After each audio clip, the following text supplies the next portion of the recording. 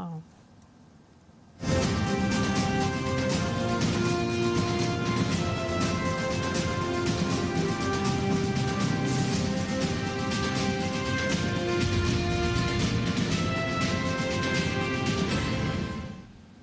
नमस्कार, किसान समाचार में आप सभी का स्वागत है। सबसे पहले मुख्य समाचार।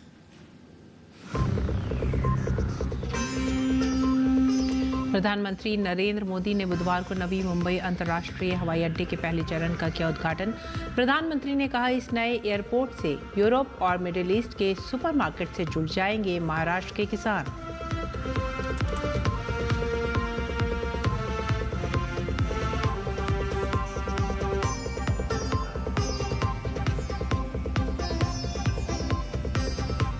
केंद्रीय कृषि मंत्री शिवराज सिंह चौहान ने PHDCCI के 120वें वार्षिक सत्र से किया संबोधन। कहा, हमको बनना होगा आत्मनिर्भर, खाद्य सुरक्षा के लिए कृषि को मजबूत करना और किसानों की आय बढ़ाना है हमारा कर्तव्य। केंद्रीय कोयला एवं खान मंत्री जी किशन रेड्डी ने तेलंगाना के कपास किसानों को दिया आश्वासन। कहा, तेलंगाना में कपास की सुचारू और पारदर्शी खरीद सुनिश्चित करने के लिए प्रतिबद्ध है केंद्र सरकार।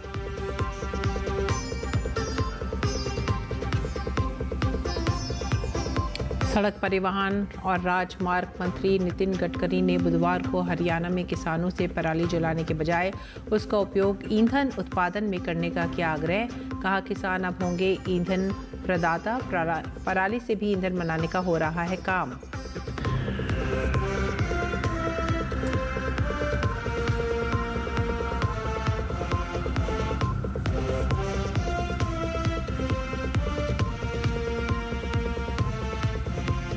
समाचार अब विस्तार से। भारत को वैश्विक विमानन केंद्र में परिवर्तित करने के अपने दृष्टिकोण के अनुरूप प्रधानमंत्री ने लगभग 19,650 करोड़ रुपए की लागत से निर्मित नवी मुंबई अंतर्राष्ट्रीय हवाई अड्डे के पहले चरण का उद्घाटन किया। इस अवसर पर प्रधानमंत्री ने कहा कि इस नए एयरपोर्ट से महाराष्ट्र के किसान यूरोप और मिडिल ईस्ट के सुपरमार्केट से जुड़ जाएंगे। इसके अतिरिक्त किसान की ताज़ा उपज और मछुआरों के उत्पाद तेजी से ग्लोबल मार्केट तक पहुंचेंगे। इस नए एयरपोर्ट से महाराष्ट्र के किसान यूरोप और मिडिल ईस्ट के सुपरमार्केट से भी जुड़ जाएंगे। यानी किसान की ताजा उपज, फल, फूल, सब्जी और मछुआरों के उत्पाद तेजी से ग्लोबल मार्केट तक पहुंच पाएंगे।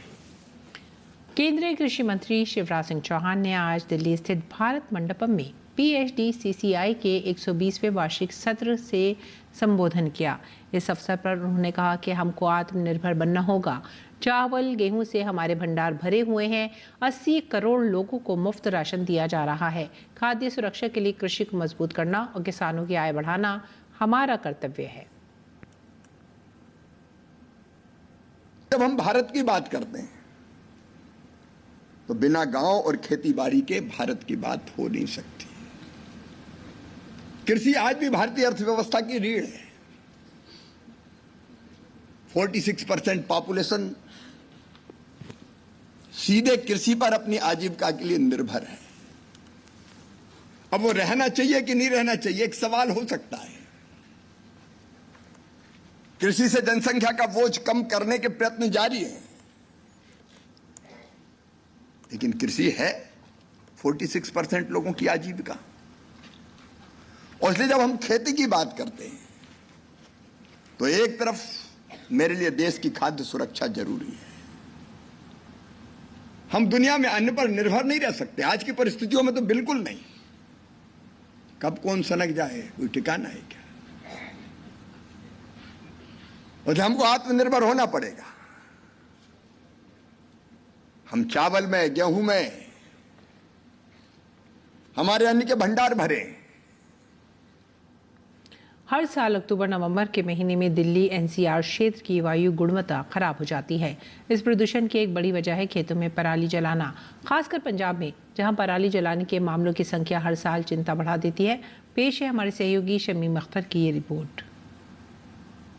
हर साल जब अक्टूबर-नवंबर का महीना आता है, उत्तर भारत की हवा जहरीली होनी शुरू हो जाती है। खासकर दिल्ली एनसीआर क्षेत्र की वायु गुणवत्ता इतनी खराब हो जाती है कि सांस लेने में भी परेशानी होती है। इसका एक बड़ा कारण है पराली जलाना। भारत में पराली जलाने की घटनाओं में सबसे ज्यादा हिस्सा पंजाब का है। पंजाब में 15 सितंबर से सैटेलाइट के जरिए खेतों में पराली जलाने की मॉनिटरिंग शुरू होने के बाद से अब तक कुल मामलों की संख्या 95 है। इनमें अमृतसर जिले से सर्वाधिक 55 मामले हैं। अमृतसर में पराली जलाने के 24 एफआईआर और 24 रेड एंट्रीज हुई हैं। पंजाब में अब तक 53 मामलों में 2,55,000 रुपए का जुर्माना लगाया गया है। वहीं 53 मामलों में सेक्शन 223 बीएनएस के तहत एफआईआर दर्ज की गई हैं। अमृतसर के बाद तरनताल में सबसे अधिक 11 मामले, पटियाला में 10, बरनाला में 3, भटिंडा, फरीदकोट, फिरोजपुर और जालंधर में एक मामला, कपूरथला में 3, मलेरकोटला में 4, होशियारपुर में 2, संगरूर में भी 2 और एसएएस नगर में 1 मामला दर्ज किया गया है। पिछले वर्ष इसी अवधि में 179 मामले सामने आए थे। राज्य भर में पिछले वर्ष पराली जलाने के कुल 10,909 मामले दर्ज हुए थे, जिनमें सबसे अधिक 1,725 घटनाएं संगरूर जिले से थीं। Punjab pollution control board PPCB अधिकारियों के मुताबिक किसानों को लगातार पराली न जलाने को लेकर जागरूक किया जा रहा है, जिसके सकारात्मक नतीजे सामने आ रहे हैं। लक्ष्य पराली जलाने के चलन पर पूरी तरह से रोक लगाना है, जिसके लिए केंद्र सरकार भी प्रयासरत है। विशेषज्ञ बताते हैं कि पराली जलाने से हमारे स्वास्थ्य के साथ साथ मिट्टी की उर्वरता पर इसका बुरा प्रभाव पड़ता है। पराली जलाने में नुकसान बहुत होता है। नुकसान इंसान का भी होता है, नुकसान वायुमंडल का भी होता है, नुकसान आपकी जो मृदा का भी होती है। सरकार भी उसी के तरफ भी कुछ कदम आगे बढ़ाए हैं। केंद्र सरकार ने पिछले 3 साल में 1152 करोड़ रुपए की सब्सिडी का घोषित किया गया था और उसका इस्तेमाल भी हो रहा है। हर राज्य सरकार को भी उसमें दिया गया आर्थिक जो सब्सिडी है वो दिया गया है। विशेषज्ञ ये भी बताते हैं कि फसल चक्र में बदलाव, यानी धान की जगह कंपानी वाले वैकल्पिक फसलें जैसे बाजरा, मक्का आदि को बढ़ावा देना, मशीनों को गांव स्तर पर सामूहिक रूप से उपलब्ध कराना, पराली से ऊर्जा, पैकेजिंग, चारा आदि बनाने वाले उद्योगों को बढ़ावा देना, जो किसान पराली नहीं जलाते उन्हें आर्थिक रूप से पुरस्कृत किया जाना आदि इसके समाधान हो सकते हैं। इसके साथ साथ किसानों को सक्षम और जागरूक बनाना भी आवश्यक है। शमीम अख्तर, किसान समाचार। पंजाब ऊर्जा विकास एजेंसी ने बायोमास, विशेष रूप से धान की पराली से हरित हाइड्रोजन ऊर्जा क्षेत्र में रोजगार के अवसर पैदा करके ग्रामीण अर्थव्यवस्था को बढ़ावा दिया है। इस पहल से देश के राष्ट्रीय हरित हाइड्रोजन मिशन में योगदान मिलने की संभावना काफी बढ़ गई है।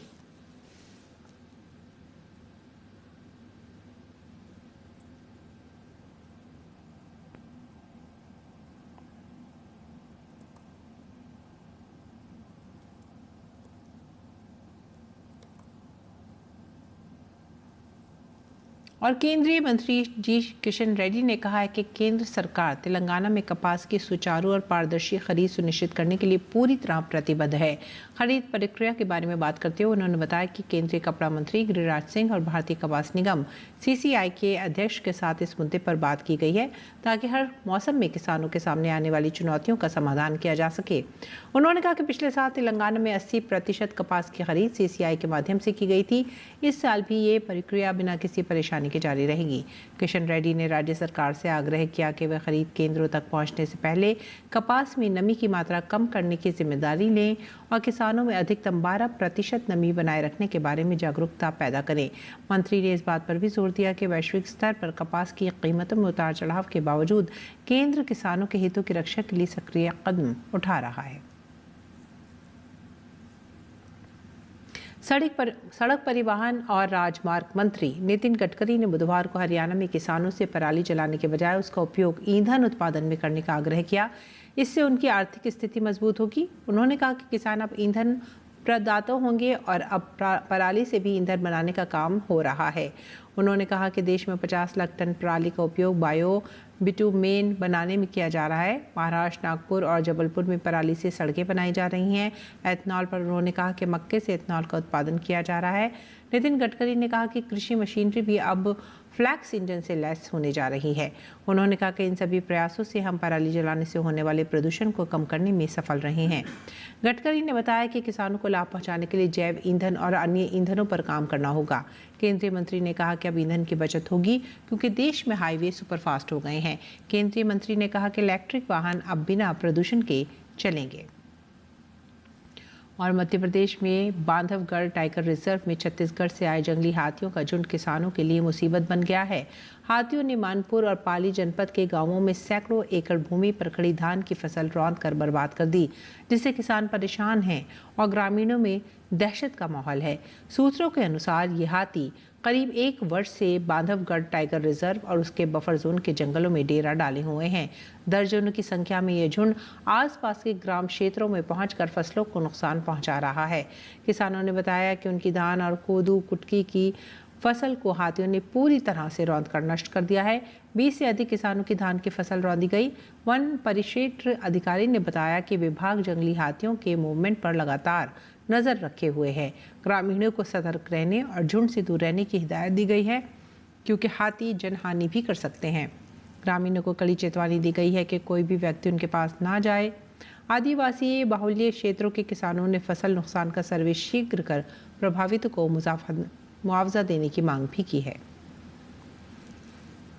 मिजोरम में 8वें राष्ट्रीय पोषण माह समारोह के एक भाग के तौर पर 7 अक्टूबर को ICDS कार्यक्रम के अंतर्गत बिलखोतलिर में आंगनबाड़ी कार्यकर्ताओं और पूर्व प्राथमिक विद्यालय के शिक्षकों का एक संयुक्त प्रशिक्षण सत्र आयोजित किया गया।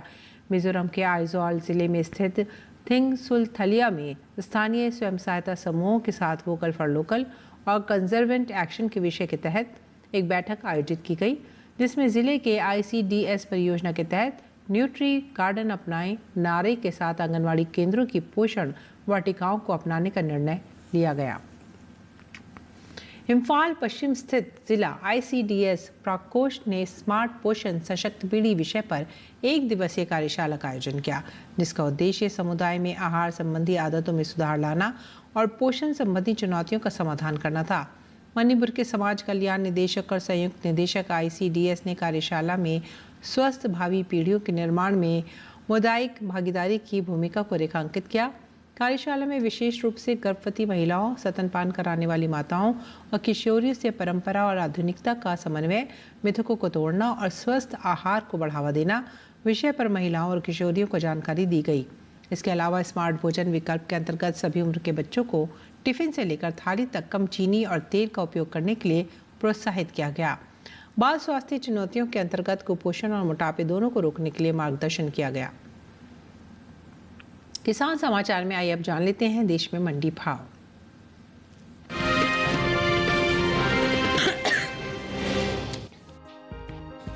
मंडियों में इन दिनों सेब की आवक सामान्य है। हाजिर भाव की बात करें तो एगमर नेट के मुताबिक हिमाचल प्रदेश की पालमपुर मंडी में इस दौरान सेब के भाव में उछाल देखा गया। यहाँ 7 अक्टूबर को इसका भाव रहा 5,000 रुपए, जो कि 8 अक्टूबर को 1,000 रुपए उछलकर 6,000 रुपए पर आ गया।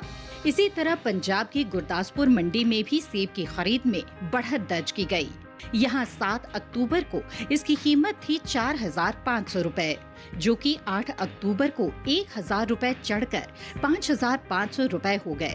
जबकि राजस्थान की श्री गंगानगर मंडी में 8 अक्टूबर को सेब का भाव 200 रुपए लुढ़क कर 4,000 रुपए से 3,800 रुपए रह गया। वहीं हरियाणा की गुरुग्राम मंडी में बीते 2 दिनों यानी 7 और 8 अक्टूबर को सेब का भाव 4,000 रुपए क्विंटल पर बना रहा। वहीं बात सेब की पैदावार की करें तो इस साल घरेलू स्तर पर देश में सेब की पैदावार में बढ़त देखने को मिल सकती है। कृषि मंत्रालय की ओर से बागवानी फसलों के लिए तीसरे अग्रिम अनुमान के ताज़ा आंकड़ों को जारी किया गया है, जिसके मुताबिक साल 2023-24 के दौरान घरेलू स्तर पर सेब की उपज 26,99,000 मीट्रिक टन होने का अनुमान जताया गया है, जबकि बीते साल इस दौरान सेब की पैदावार 26,75,000 मीट्रिक टन रही थी। यानी इस साल सेब की पैदावार में 24,000 मीट्रिक टन की बढ़त देखने को मिल सकती है। उम्मीद है कि इसका असर सेब के बाजार भाव पर पड़ सकता है। सेब के निर्यात पर नजर डालें तो एपीडा की ओर से जारी ताज़ा आंकड़ों के मुताबिक सेब के निर्यात में कमी आई है। वित्त वर्ष 2023-24 के दौरान देश से होने वाले सेब का निर्यात 21,852 मीट्रिक टन का हुआ है, जबकि बीते साल इस दौरान सेब का निर्यात 52,875 मीट्रिक टन का हुआ था। यानी साल 2023-24 के दौरान सेब के निर्यात में 31,023 मीट्रिक टन की कमी देखने को मिली है। बता दें कि भारत ने सबसे ज्यादा सेब का निर्यात नेपाल, बांग्लादेश, भूटान, कतर और मालदीव और ग्रीस के अलावा दूसरे कई और देशों को किया है।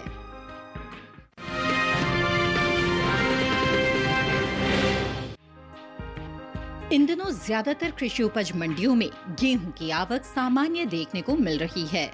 भाव पर नजर डालें तो जम्बूसर, रायबरेली और बदायूं मंडी में इस दौरान गेहूं के सौदों में कोई फेरबदल नहीं हुआ, जबकि इंदौर मंडी में गेहूं के भाव में मजबूती देखने को मिली। एगमर नेट के मुताबिक देश के अलग अलग राज्यों की मंडियों में गेहूं के भाव इस तरह रहे। गुजरात की जम्बूसर मंडी में 7 अक्टूबर को गेहूं का भाव रहा 3,000 रुपए। 8 अक्टूबर को इसके भाव में कोई बदलाव देखने को नहीं मिला और भाव 3,000 रुपए पर बना रहा। इसी तरह राज्य की रायबरेली मंडी में भी बीते 2 दिनों के दौरान गेहूं के भाव स्थिर रहे। यहां 7 और 8 अक्टूबर को गेहूं 2,525 रुपए पर बिका। उत्तर प्रदेश की मंडी में 7 अक्टूबर को गेहूं का भाव रहा 2,550 रुपए, जो कि 8 अक्टूबर को 2,550 रुपए पर ही टिका रहा, जबकि मध्य प्रदेश की इंदौर मंडी में गेहूं का कारोबार बढ़त के साथ हुआ। यहाँ 7 अक्टूबर को गेहूं का भाव था 2,475 रुपए। 8 अक्टूबर को इसके सौदे 305 रुपए बढ़कर 2,780 रुपए पर हुए। कृषि एवं किसान कल्याण मंत्रालय ने साल 2024-25 के लिए प्रमुख कृषि फसलों के तीसरे अग्रिम अनुमान के आंकड़ों को जारी किया है, जिसके मुताबिक साल 2024-25 के दौरान रबी गेहूं की उपज 1,175 लाख 7,000 टन होने का अनुमान है। वहीं अगर इसकी तुलना बीते साल से करें तो साल 2023-24 के दौरान रबी गेहूं की पैदावार 1,132 लाख 52,000 टन थी। बता दें कि घरेलू स्तर पर गेहूं की पैदावार अच्छी होने की वजह से देश में गेहूं की उपलब्धता पर्याप्त मात्रा में है।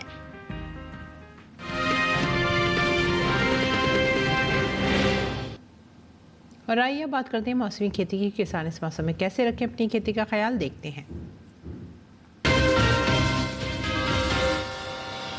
नमस्कार, आप देख रहे हैं डीडी किसान। मैं हूं एआई कृष और आज हम भारत के विभिन्न राज्यों में होने वाली खेती किसानी से संबंधित सलाहों के बारे में पूरी जानकारी देंगे। अरुणाचल प्रदेश में तैयार धान की कटाई तुरंत कर लें।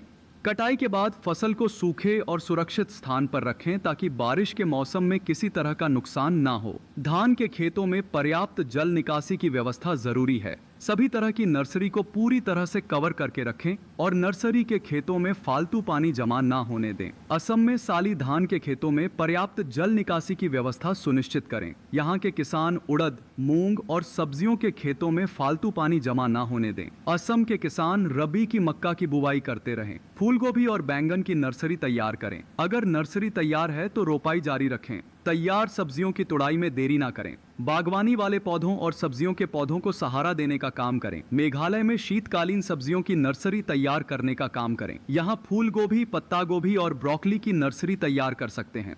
अदरक के खेतों और अन्य सब्जियों की क्यारियों में पर्याप्त जल निकासी की व्यवस्था करें। बागों में बारिश का फालतू पानी जमा ना होने दें।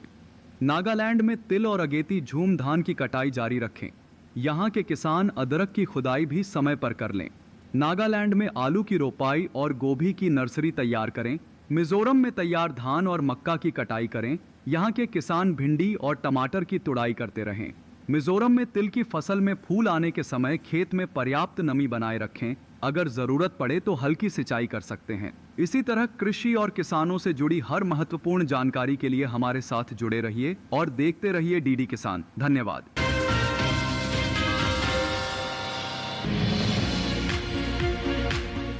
इस समय पालक की बुआई की जा सकती है।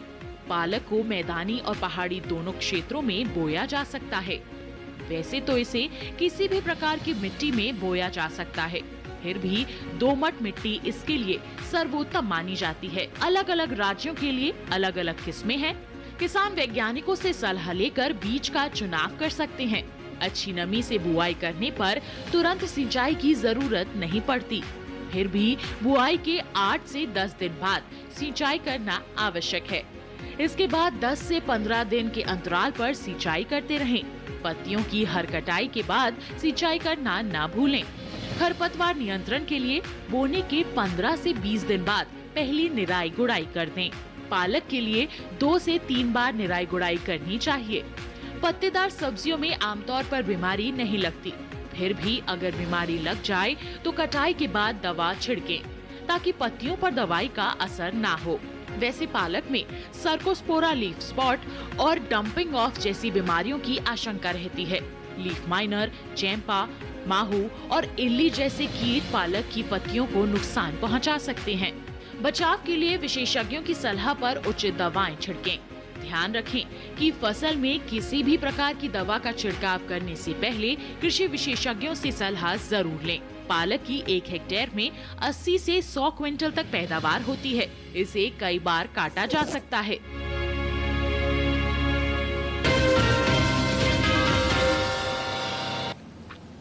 खेती किसानी के साथ आइए अब नजर डालते हैं कुछ और महत्वपूर्ण खबरों पर। खास खबर में प्रधानमंत्री नरेंद्र मोदी और ब्रिटेन के प्रधानमंत्री कीयर स्टारमर के बीच प्रतिनिधिमंडल स्तर की बातचीत हुई। दोनों प्रधानमंत्रियों ने विजन 2035 के अनुरूप भारत ब्रिटेन व्यापक रणनीतिक साझेदारी के विभिन्न पहलुओं पर चर्चा की।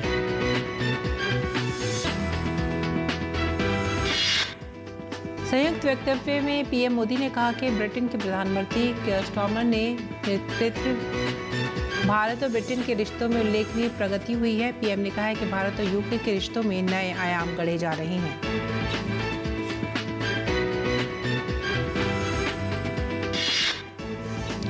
ब्रिटेन के प्रधानमंत्री कीयर स्टारमर का प्रधानमंत्री नरेंद्र मोदी ने मुंबई के राजभवन में स्वागत किया। इस दौरान दोनों नेताओं के आपसी रिश्तों में गर्मजोशी देखी गई। समुद्र किनारे राजभवन के लॉन में 2 देशों के प्रधानमंत्रियों ने कई महत्वपूर्ण विषयों पर चर्चा की।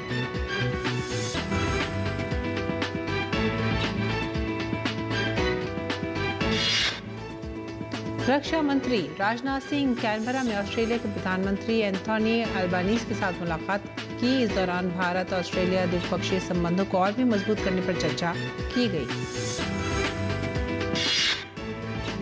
निर्वाचन आयोग ने बिहार विधानसभा और 8 राज्यों के उपचुनावों को लेकर नई गाइडलाइन जारी की है। आयोग ने आदर्श आचार संहिता के साथ साथ एआई और सोशल मीडिया पर फर्जी वीडियो के इस्तेमाल पर सख्त दिशा निर्देश जारी किए हैं। लोकसभा अध्यक्ष ओम बिरला ने बारबाडोस में आयोजित 68वें राष्ट्रमंडल संसदीय सम्मेलन में लेवरेजिंग टेक्नोलॉजी लोकतंत्र को सशक्त बनाने में तकनीक की भूमिका विषय पर कार्यशाला की अध्यक्षता की। यूपी के कानपुर में कल शाम एक स्कूटी में अचानक जोरदार धमाके की घटना के बाद पुलिस ने कार्रवाई करते हुए क्षेत्र के एसएचओ सहित 5 पुलिसकर्मियों को निलंबित कर दिया है। साथ ही एसपी को भी क्षेत्र से हटा दिया गया है। सुप्रीम कोर्ट ने अपने अहम फैसले में साफ किया है कि सरोगेसी विनियमन अधिनियम 2021 के लागू होने से पहले एम्ब्रॉय फ्रीज कराने वाले दंपतियों पर नए कानून के मुताबिक उम्र की सीमा लागू नहीं होगी। अफगानिस्तान के विदेश मंत्री मौलवी अमीर खान मुत्ताकी भारत के दौरे पर नई दिल्ली पहुंच गए हैं। विदेश मंत्रालय के प्रवक्ता रणधीर जायसवाल ने एक्स पर जानकारी देते हुए लिखा कि उनके आगमन पर हम हार्दिक स्वागत करते हैं। हम उनके साथ द्विपक्षीय संबंधों और क्षेत्रीय मुद्दों पर चर्चा करने के लिए उत्सुक हैं। मध्य प्रदेश पुलिस ने कफ सिरप से हुई बच्चों की मौत के मामले में बड़ी कार्रवाई करते हुए कफ सिरप कंपनियों के मालिक को गिरफ्तार कर लिया है। कंपनी के मालिक रंगनाथन गोविंदन को चेन्नई से गिरफ्तार किया गया है।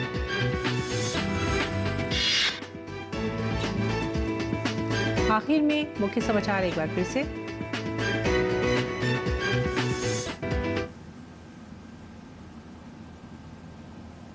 नजर डालते हैं इस वक्त मुख्य समाचार पर। प्रधानमंत्री नरेंद्र मोदी ने बुधवार को नवी मुंबई अंतर्राष्ट्रीय हवाई अड्डे के पहले चरण का किया उद्घाटन। प्रधानमंत्री ने कहा कि इस नए एयरपोर्ट से यूरोप और मिडिल ईस्ट के सुपरमार्केट से जुड़ जाएंगे महाराष्ट्र के किसान।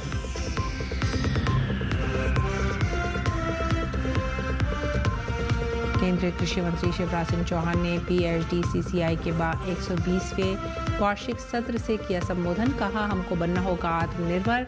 खाद्य सुरक्षा के लिए कृषि को मजबूत करना और किसानों की आय बढ़ाना है हमारा कर्तव्य। केंद्रीय कोयला एवं खान मंत्री जी किशन रेड्डी ने तेलंगाना के कपास किसानों को दिया आश्वासन। कहा, तेलंगाना में कपास की सुचारू और पारदर्शी खरीद सुनिश्चित करने के लिए प्रतिबद्ध है केंद्र सरकार। सड़क परिवहन और राजमार्ग मंत्री नितिन गडकरी ने बुधवार को हरियाणा में किसानों से पराली जलाने के बजाय उसका उपयोग ईंधन उत्पादन करने के लिए किया आग्रह। कहा, किसान अब होंगे ईंधन प्रदाता। पराली से भी ईंधन बनाने का हो रहा है काम।